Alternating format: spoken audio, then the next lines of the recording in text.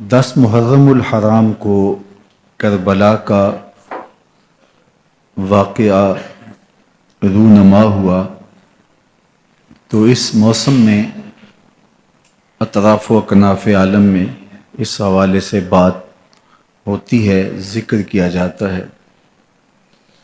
اہل محبت حضرت امام حسین رضی اللہ تعالی عنہ کے حضور خراج عقیدت اور خراج محبت پیش کرتے ہیں۔ یہ حق و باطل کا معرکہ تھا، جھوٹ اور سچ کا مقابلہ تھا، ظلم اور عدل کا ٹکراؤ تھا، خیر اور شر کی لڑائی تھی، دو نظریات کا تصادم تھا۔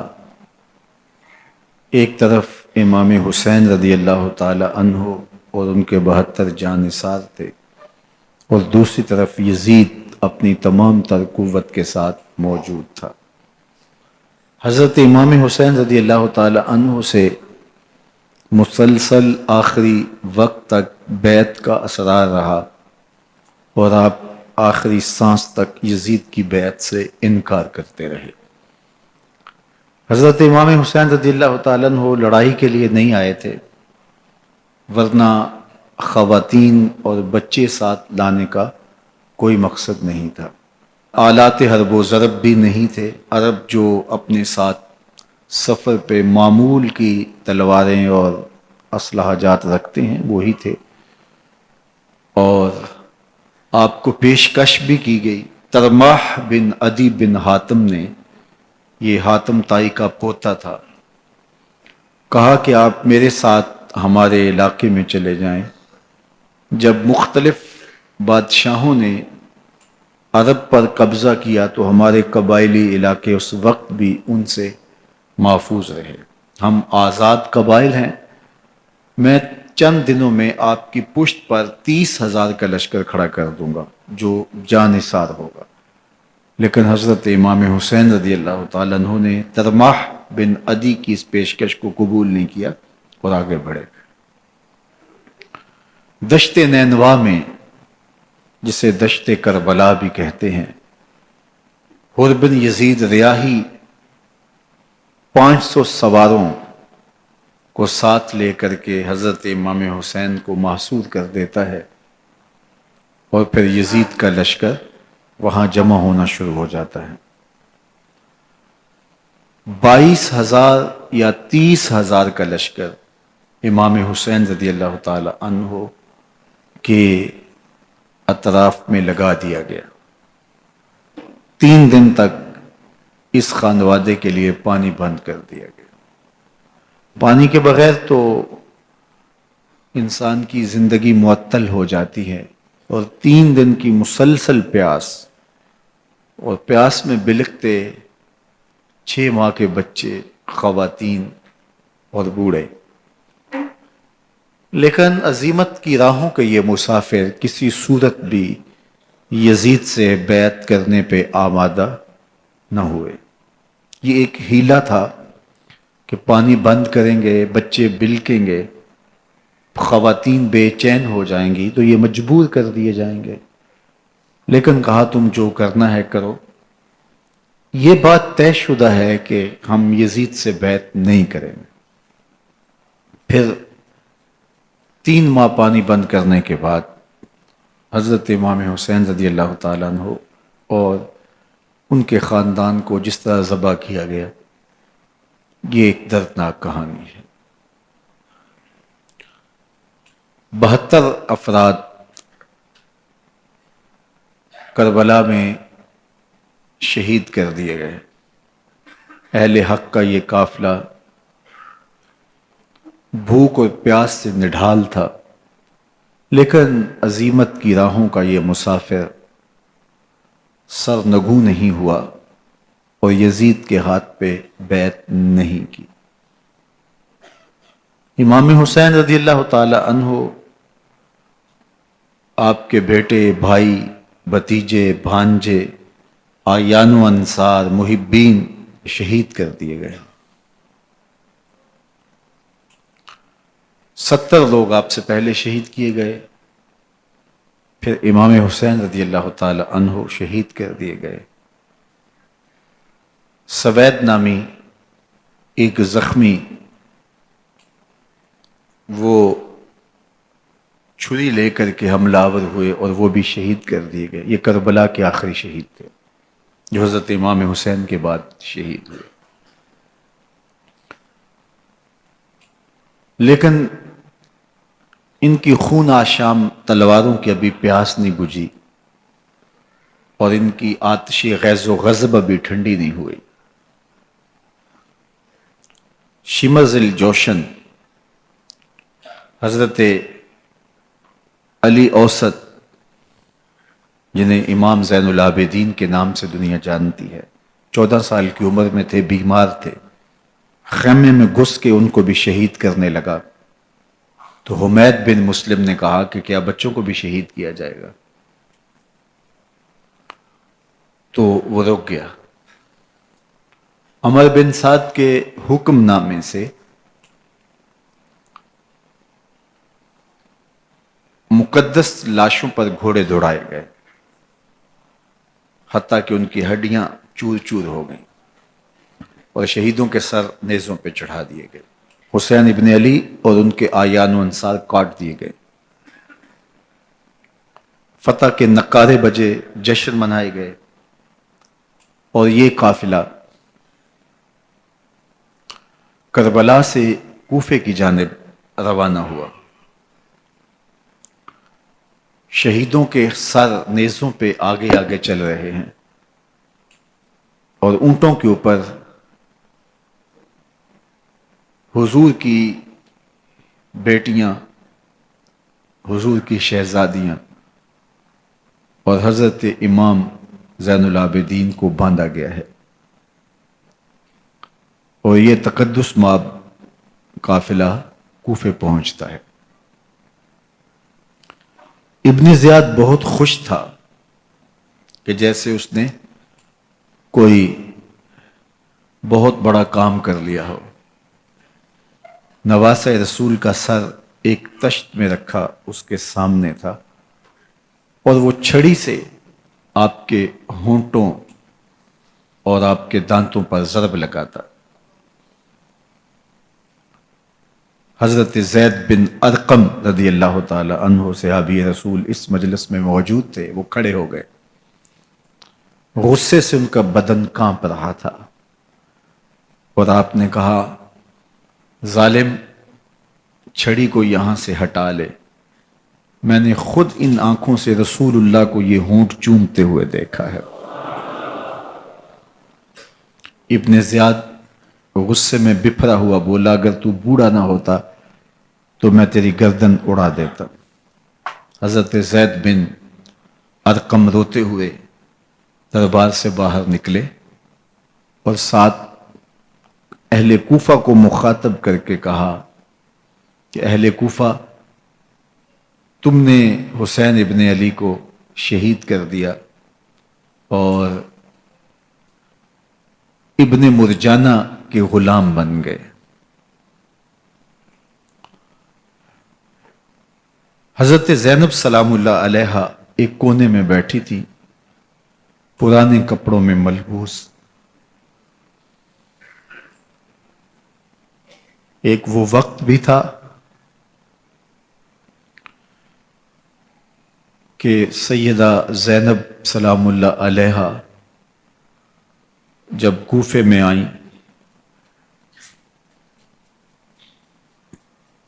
سیدنا علی المرتضیٰ کے زمانے میں، ان کے دور خلافت میں دارالخلافہ کوفہ متعین ہوا. تو یہ مدینے سے کوفے آئیں تو اس وقت کوفے کی معزز خواتین نے ان کا استقبال کیا.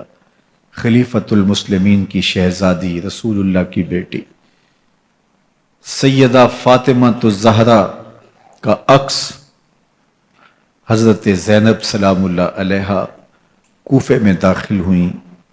تکریم، عزت اور وقار کے ساتھ آپ کا استقبال کیا گیا اور آپ خواتین کو درس قرآن دیتی، حضور کی شریعت سکھاتی. اور آج وہی کوفہ ہے، وہی دیوار و در ہیں، اور وہی زینب ہے، اور آج زینب کے ساتھ حسین ابن علی کا کٹا ہوا سر ہے۔ پرانے کپڑوں میں ملبوس حضرت زینب سلام اللہ علیہ آج اسی کوفے میں داخل ہوئی ہیں۔ دارالامارت کے ایک کونے میں تشریف فرما ہے کہ ابن زیاد پوچھتا ہے یہ خاتون کون ہے؟ حضرت زینب خاموش رہیں۔ اس نے دوسری مرتبہ پوچھا، آپ پھر خاموش رہیں۔ تیسری مرتبہ پوچھا، آپ پھر خاموش رہیں۔ پھر ایک لونڈی نے بتایا یہ زینب بنت علی ہیں۔ تو اس کے سامنے حضرت امام حسین کا کٹا ہوا سر پڑا تھا، اور وہ حضرت زینب سے مخاطب ہو کے کہنے لگا کہ اللہ نے تمہیں شکست دی اور یزید بن معاویہ کو فتح عطا کی۔ تو حضرت زینب سلام اللہ علیہ پھر دربار ابن زیاد میں ایک خوبصورت خطبہ عطا کیا۔ زینب بول رہی تھی، لگ رہا تھا مولا کائنات بول رہے ہیں۔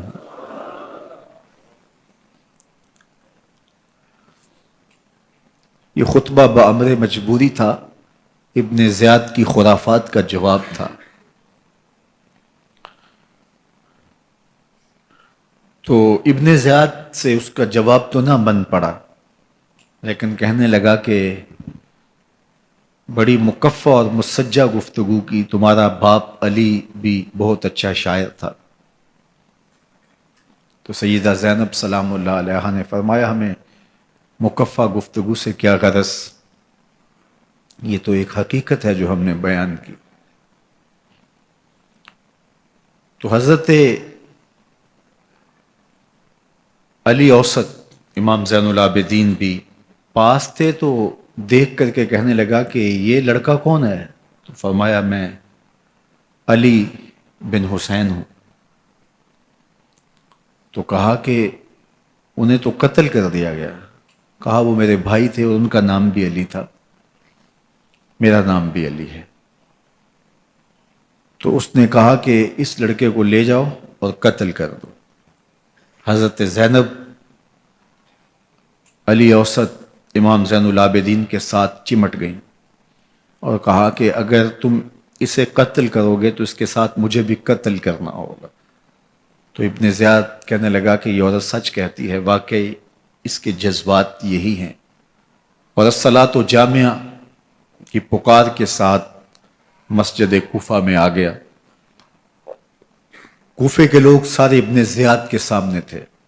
امام حسین کا کٹا ہوا سر ابن زیاد کے سامنے تھا، اور اس نے کہا کہ اللہ نے یزید بن معاویہ کو فتح دی اور کذاب ابن کذاب معاذ اللہ حسین ابن علی کو شکست دی۔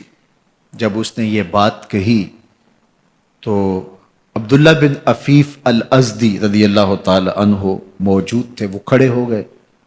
غصے سے ان کا بدن کانپ رہا تھا، اور آپ نے پوری ہمت کے ساتھ ابن زیاد کو جواب دیتے ہوئے کہا، ظالم، حسین سچا، حسین کا باپ بھی سچا، تو جھوٹا، تیرا باپ بھی جھوٹا، جس نے تجھے امیر بنایا وہ بھی جھوٹا۔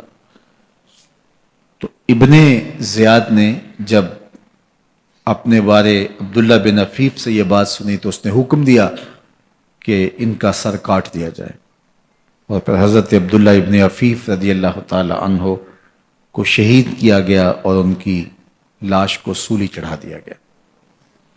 حق کی راہ کے یہ مسافر اپنی جان کس طرح راہ خدا میں سپرد کر رہے تھے۔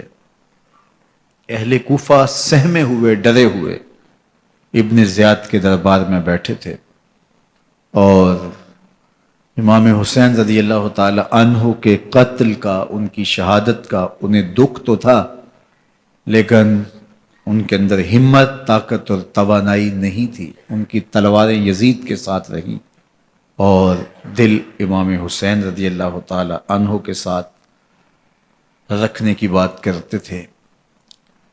پھر یہ قافلہ کوفہ سے چلتے چلتے دمشق کی جانب عازم سفر ہوا. ایک اونٹ پہ تین لوگوں کو سوار کیا گیا تھا. امام زین العابدین کو سوار بھی کیا گیا اور بدن پر زنجیریں بھی باندھی گئیں, جکڑ کر کے سواری پہ بٹھایا گیا. اللہ اکبر. جہاں جہاں سے یہ لوگ گزرتے لوگوں کو ان کی حالت پہ رحم آتا. بہت سارے لوگ نہیں جانتے تھے یہ کون ہیں. عمومی طور پہ راستوں میں یہی بتایا گیا کہ کچھ باغی لوگ ہیں جنہوں نے حکومت سے بغاوت کی, تو ان کے کیفر کردار تک پہنچا دیا گیا. راستے میں ایک گرجا گھر آیا اور وہاں یہ لوگ رات رکتے ہیں. گرجا گھر کی دیوار پہ لکھا ہوا تھا اترجو امت قتلت حسین شفاعت جدہ یوم الحساب. کیا وہ امت جنہوں نے حسین ابن علی کو شہید کیا قیامت کے دن انہی کے نانے سے شفاعت مانگیں گے؟ کس منہ سے شفاعت طلب کریں گے؟ اسی حسین ابن علی کے نانا سے جن کے بیٹے کو, جن کے شہزادے کو, نواسے کو ان لوگوں نے شہید کیا. جب یہ تقدس مآب قافلہ دمشق پہنچا تو راستے میں ایک شخص قرآن مجید کی تلاوت کر رہا تھا. اپنے مکان کی چھت پہ بیٹھ کے تلاوت کر رہا تھا, اور یہ قافلہ اس طرح سے گزر رہا تھا کہ شہیدوں کے کٹے ہوئے سر نیزوں کی نوک پہ تھے, اور عصمت شیار خواتین اور امام زین العابدین اونٹوں پہ بندھے ہوئے تھے. تو پڑھنے والا تلاوت کر رہا تھا کہ کہف اور رقیم یہ ہماری نشانیوں میں سے بڑی عجیب نشانیاں ہیں. تو جب وہ پڑھ رہا تھا تو سر حسین سے آواز آئی یا تالی القرآن, اے قرآن پڑھنے والا. اصحاب کہف سے زیادہ عجیب قتلی و حملی, میرا قتل کرنا اور نیزے کی نوک پہ چڑھایا جانا ہے. یہ قافلہ یزید کے دربار میں پہنچتا ہے. یزید بہت خوش ہوا اور اس نے حضرت امام زین العابدین رضی اللہ تعالیٰ عنہ سے کہا کہ تمہارے باپ نے میری حکومت کے خلاف بغاوت کی اور وہ اپنے انجام کو پہنچے. تو آپ نے جواب میں قرآن مجید کی آیات کی تلاوت کی اور اہل بیت کے مناقب اور فضائل بیان کیے.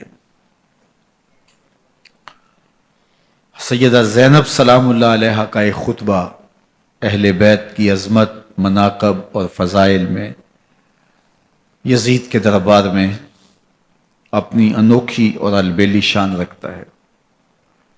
یزید پہلے تو خوش ہوا, لیکن جب اس نے لوگوں کے چہرے دیکھے تو وہ پریشان ہو گیا. حتیٰ کہ یزید کے دربار میں ایک عیسائی سفیر آیا ہوا تھا, تو اس نے جب کٹے ہوئے سر دیکھے اور خستہ حال سادات کی شہزادیوں کو دیکھا تو اس نے کہا یہ کون لوگ ہیں؟ تو اسے بتایا گیا.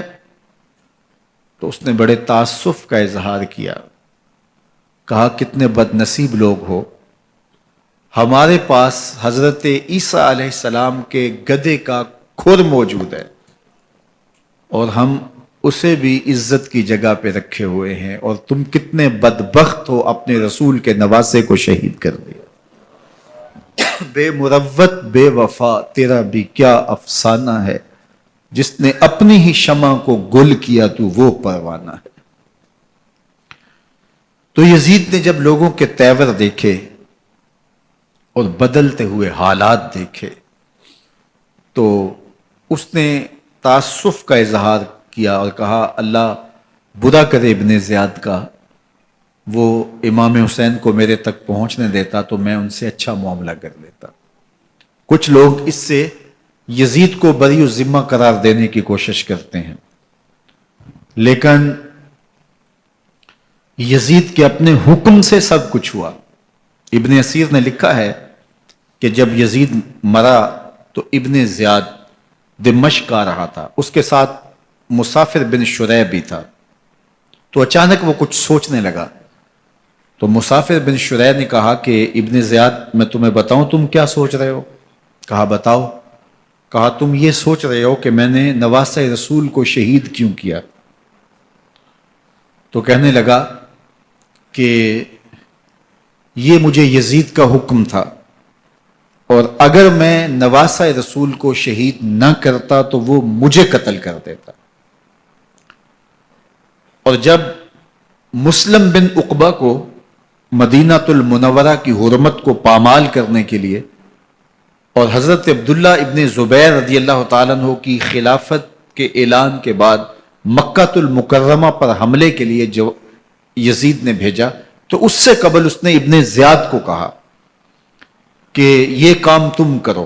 تو ابن زیاد نے جو جواب دیا وہ یہ تھا کہ میں تمہارے کہنے پہ پہلے ہی نواسہ رسول کو شہید کر چکا ہوں، اب نواسہ رسول کو شہید کرنا اور کعبۃ اللہ کی حرمت کو پامال کرنا، یہ دو چیزیں میں جمع نہیں کروں گا، اور اس نے بادشاہ کے حکم کا انکار کر دیا۔ تو یزید نے امام حسین رضی اللہ تعالیٰ عنہ کی شہادت کا حکم دیا تھا ابن زیاد کو، اور یہ دو گواہیاں میں نے ابن زیاد سے آپ کے سامنے رکھی۔ باقی اس کا یہ سیاسی پینترا کہ وہ تعصب کا اظہار کرے، تو قاتل کی پشیمانی مقتول کی اہمیت تو بڑھا سکتی ہے، لیکن قاتل کے دامن سے قتل کا داغ نہیں دھو سکتی۔ تو حضرت امام حسین رضی اللہ تعالی عنہ کا قتل یزید کو اب نظر آ رہا تھا مجھے بہت مہنگا پڑے گا، آخرت تو برباد ہوئی ہی ہوئی، دنیا بھی میں نے برباد کر لی، اور میری حکومت بھی مستحکم نہیں رہ سکے گی۔ تو اب اس نے یہ کہنا شروع کر دیا کہ خدا برا کرے ابن مرجانہ کا کہ وہ راستہ دے دیتا اور امام حسین کو میرے تک پہنچ دیتا۔ حضرت امام زین العابدین سے اب وہ لجاجت کرنے لگا اور کہنے لگا کہ حضرت آپ کچھ ارشاد فرمائیے۔ تو آپ نے تین چیزیں ارشاد کی۔ آپ نے فرمایا ایک تو ہمیں خیریت سے مدینے بھیج دو، اور دوسری بات کہ قاتلان حسین کو ان کے کیفر کردار تک پہنچاؤ، اور تیسری بات مجھے دمشق کی جامعہ مسجد میں خطبہ جمعہ کی اجازت دو۔ اس نے کہا کہ خطبہ جمعہ کی اجازت بھی دیتا ہوں، آپ کو خیریت سے مدینہ المنورہ بھی روانہ کر دیا جائے گا، لیکن قاتلان حسین کو کیفر کردار تک پہنچانا یہ میرے بس میں نہیں ہے، یہ ممکن نہیں ہے۔ اب مجھے بتائیے، حاکم وقت ہو اور اتنا بڑا سانحہ اور واقعہ ہو گیا ہو، تو وہ وہیں کھڑے کھڑے معذرت کر لے کہ یہ اس بات کو رہنے دو، تو اس کا مطلب سمجھنے میں کسی بھی باشعور شخص کو دیر نہیں لگتی۔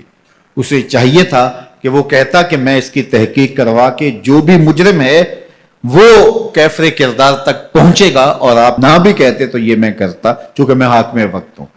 لیکن اس نے فوراً کہا کہ یہ ممکن نہیں ہے، تو اس کا مطلب کیا کہ مجرم میں خود ہوں، تو میں اس سے جو ہے وہ بچنا چاہتا ہوں۔ تو اس نے حضرت امام زین العابدین کو کہا دو شرطیں تو قبول ہیں، لیکن یہ تیسری شرط قبول نہیں ہے اور یہ ممکن نہیں ہے۔ تو یہ واضح اس بات کا اشارہ ہے کہ یزید کے حکم سے، اس کی منشا سے اور اس کے کہنے سے حضرت امام کو شہید کیا گیا، اور اس نے حضرت امام حسین رضی اللہ تعالی عنہ کے مبارک لبوں پر چھڑیاں بھی ماری اور آپ کے دانتوں پر ضربیں لگائیں چھڑیوں کی۔ وہ تو ایک صحابی وہاں موجود تھے جو کھڑے ہو گئے، انہوں نے کہا ایفا حاضل قدیب ان ہاتین الشفتین، ان ہونٹوں سے چھڑی ہٹا لے، میں نے ان آنکھوں سے رسول اللہ کو یہ ہونٹ چومتے ہوئے دیکھا ہے۔ جس طرح ابن زیاد کے دربار میں ہوا تو یہاں بھی ہوا۔ اللہ اکبر۔ تو یزید اپنے تئیں خوش تھا، لیکن لوگوں کے احتجاج کی سکت نہیں لا سکتا تھا کہ نواسہ رسول کو شہید کر دیا گیا، تو وہ یوں اپنی بات کو چھپانا چاہتا تھا، اور بات ابن مرجانہ ابن زیاد پہ ڈالنا چاہتا، لیکن ابن زیاد کہتا ہے کہ اگر یزید کے کہنے پہ میں امام حسین کو قتل نہ کرتا تو میں قتل کر دیا جاتا، اور میں غزوہ کعبہ اور قتل امام حسین دونوں کو جمع نہیں کر سکتا، لہٰذا اب میں یزید کا یہ حکم نہیں مانوں گا، اس نے پہلے مجھ سے بہت بڑی زیادتی کروائی ہے۔ یہ تاریخ کی معتبر کتابوں کے اندر موجود ہے۔ اب یزید نے کہا دو باتیں مان لیتا ہوں، آپ کو مدینہ المنورہ بھی رخصت کر دیتے ہیں، اور دوسرا آپ کو مسجد دمشق میں خطبہ کی اجازت بھی دیتے ہیں۔ اللہ اکبر، یہ وقتی تصرف تھا اس کا، ورنہ یہ کون ہے اجازت دینے والا؟ ممبر تو حسین ابن علی کے نانے کا ہے۔ خیر، مسجد دمشق میں گئے، لوگوں کا ہجوم تھا، حضرت امام زین العابدین ممبر پہ جلوہ فراز ہوئے، خطابت تو ان کے گھر کی لونڈی ہے، تو جب آپ نے کھڑے ہو کر کے خطبہ دیا اور فضائل و مناقب اہل بیت بیان کیے، لوگوں کے سینوں کے اندر آتش محبت اہل بیت کی جوش مارنے لگی۔ یزید ڈر گیا کہ اگر کچھ دیر خطبہ جاری رہا تو کہیں ایسا نہ ہو کہ لوگ میرے خلاف اٹھ کھڑے ہوں، تو اس نے مؤذن کو اشارہ کیا اور وہ اذان دینے لگا، تو اس نے کہا اللہ اکبر اللہ اکبر، تو حضرت امام زین العابدین نے کہا اس میں کوئی شک نہیں کہ اللہ سب سے بڑا ہے۔ پھر کہا اشہد اللہ الہ الا اللہ، تو امام زین العابدین نے فرمایا کہ ہم نے اس بات کی اپنے خون سے گواہی دی ہے کہ اللہ کے علاوہ کوئی معبود نہیں ہے۔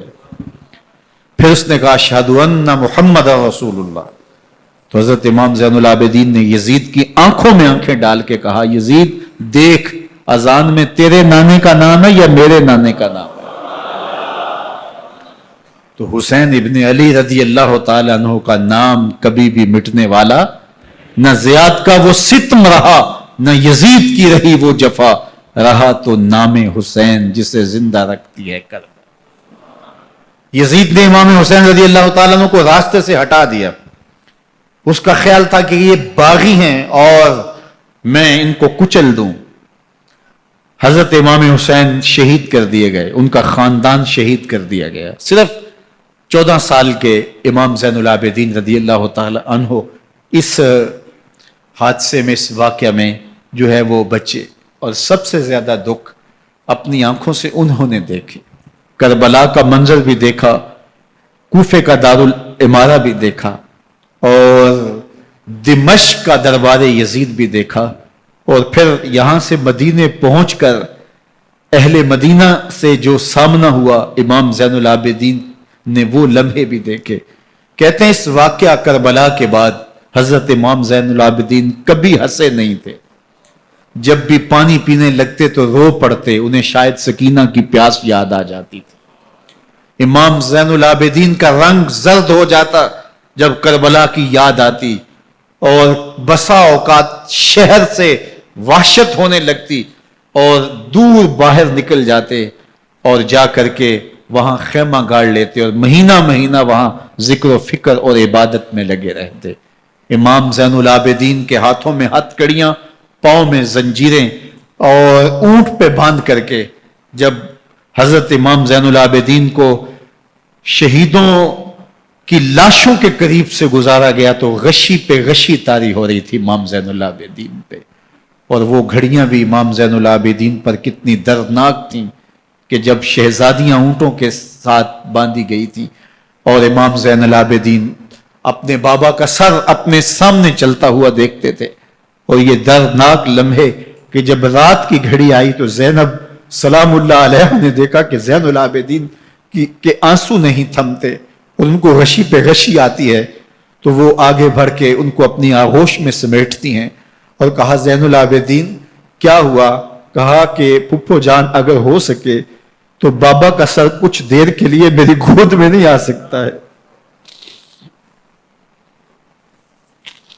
وہ وقت بھی امام زین العابدین پہ آتا جب زخم اور درد اور دکھ حد سے تجاوز کرتے ہیں تو زین العابدین مدینہ کی طرف منہ کر لیتے ہیں اور حضور کی بارگاہ میں ہوا کے ہاتھوں پیغام بھیجتے ہیں، ان نلتا یا ریح الصبا یومن الی ارض الحرمی بلغ سلامی روزتن فیہا النبی المحترم یا رحمتا للعالمین ادرک لزین العابدی محبوس عید الظالمی فی الموکب والمزدحم۔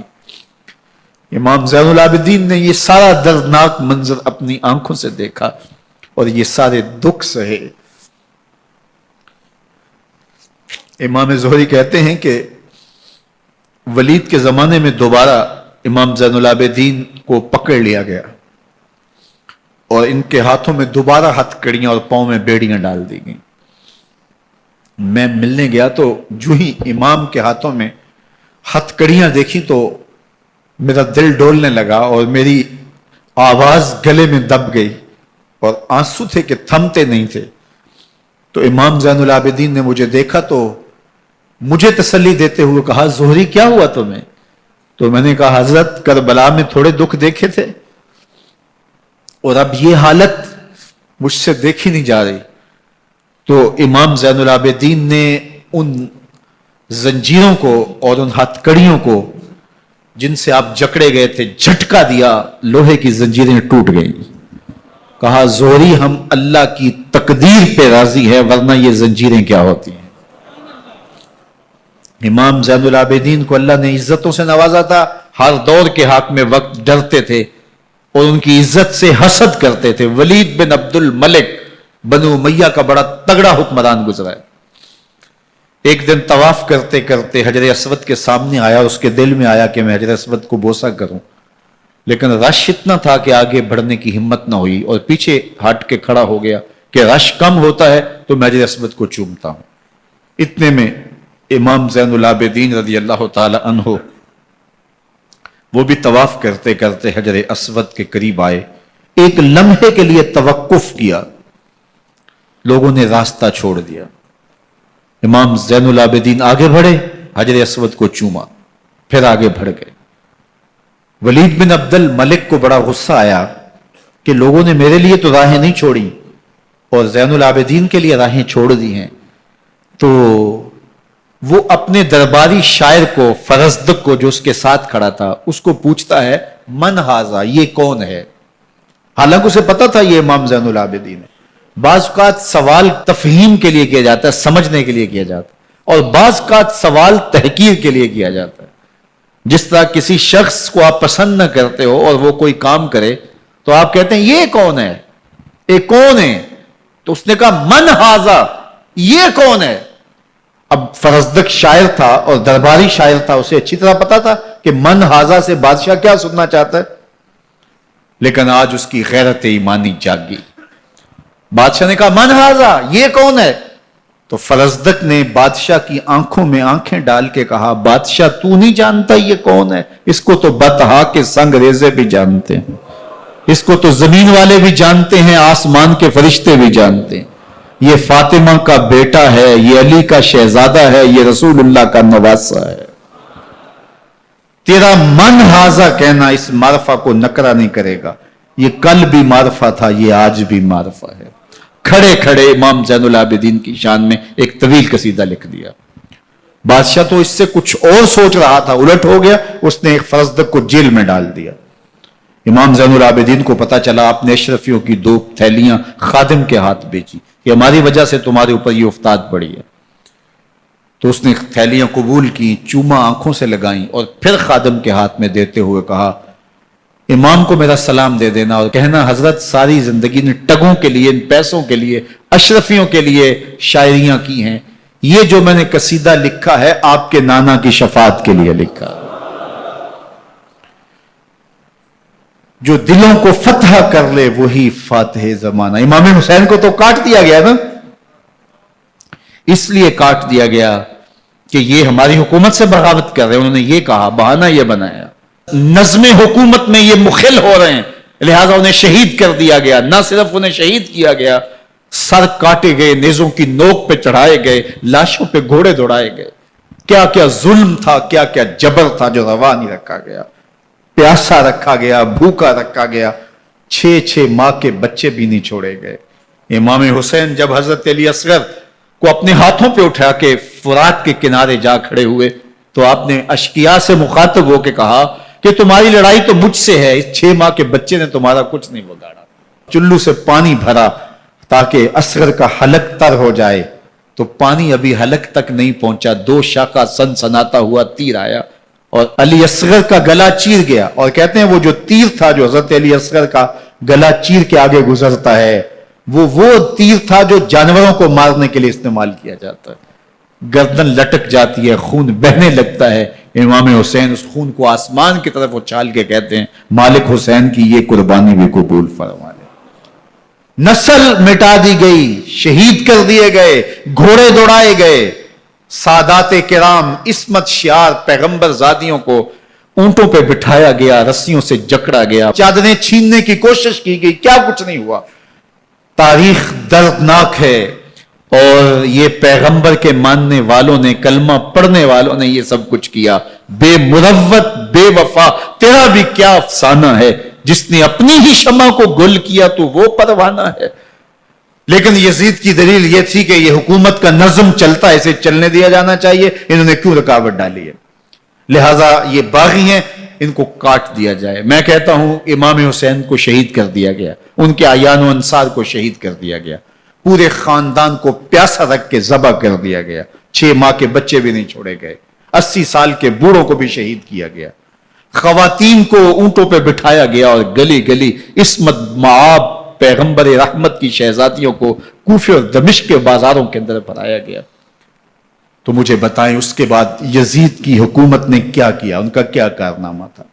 کتنے محدث پیدا ہوئے، کتنے مفکر پیدا ہوئے، کتنے جرنیل پیدا ہوئے، کتنے صوفی پیدا ہوئے. کون تھا جو ان کے تخت و تاج اور ان کی حکومت جس کو بچانے کے لیے اتنا بڑا حادثہ کر دیا اور پیغمبر کے بیٹوں کو شہید کر دیا؟ تو کیا پھر اس حکومت نے کیا یزید نے؟ یزید کا اپنا بیٹا تخت پہ بیٹھنے کے لیے تیار نہیں تھا. 6 ماہ کے بعد اس کی لاش گھر سے نکلی، اس نے کہا کہ یہ تخت جو ہے وہ آل رسول کے خون پہ بنا ہے، میں اس پہ نہیں بیٹھوں گا. اور رسوا ہو گئے. اور یزید جس کو زوم تھا کہ میں اتنی بڑی سلطنت کا مالک ہوں، اس کو بچانا ہے، اس سلطنت نے اسلام کے لیے کیا کیا؟ مجھے بتاؤ، کون سے جرنیل پیدا کیے، کون سے حکمران پیدا کیے، اس نے کون سے توانا لوگ پیدا کیے، کون سے محدث، کون سے مفکر، کون سے مسلح پیدا کیے. اور جس خاندان کو کاٹ دیا گیا، صرف ایک 14 سال کا علی اوسط زین العابدین بچا. اور ذرا حسین ابن علی کی نسل دیکھو، جعفر صادق کس نسل سے ہیں، باقر العلوم کس نسل سے ہیں، حضرت غوث اعظم کس کے شہزادے ہیں، حضرت داتا گنج بخش علی حجویری کس کے بیٹے ہیں، اور حضرت معین الدین چشتی اجمیری کس کے بیٹے ہیں. آج زمانے کو جو بھی دیا ہے حسین کے بیٹوں نے دیا ہے. یزید تخت بچا کر بھی امت کو کچھ نہ دے سکا، اور امام حسین نے سب کچھ لٹا کے امت کو ایمان کی بہاریں عطا کر. آج جہاں بھی منبر و محراب کی رونق نظر آ رہی ہے، اس کے پیچھے حسین کا کوئی بیٹا کھڑا ہوا نظر آئے. اللہ اکبر. اس دین کے خاکے میں رنگ ہی حسین ابن علی کے خون نے بھرا ہے. حسین اگر نہ شہید ہوتا تو آج گھر گھر یزید ہوتا. اسلام کی عظمت عیاں نہ ہوتی، خدا کے گھر میں اذان نہ ہوتی. بار الہ نوحہ سناتا پھرتا، تا روز جزا اشک بہاتا پھرتا. امداد نہ کرتے اگر کربلا میں حسین، اسلام تیرا ٹھوکریں کھاتا.